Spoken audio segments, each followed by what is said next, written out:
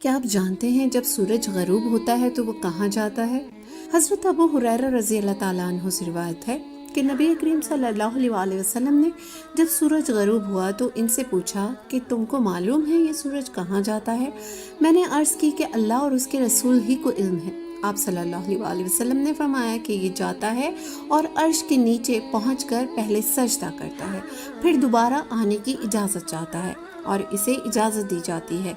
और वो दिन भी करीब है जब ये सजदा करेगा तो इसका सजदा कबूल ना होगा और इजाज़त चाहेगा लेकिन इजाज़त ना मिलेगी, बल्कि इससे कहा जाएगा कि जहाँ से आया था वहीं वापस चला जा। चुनाचा उस दिन वो मगरिब ही से निकलेगा।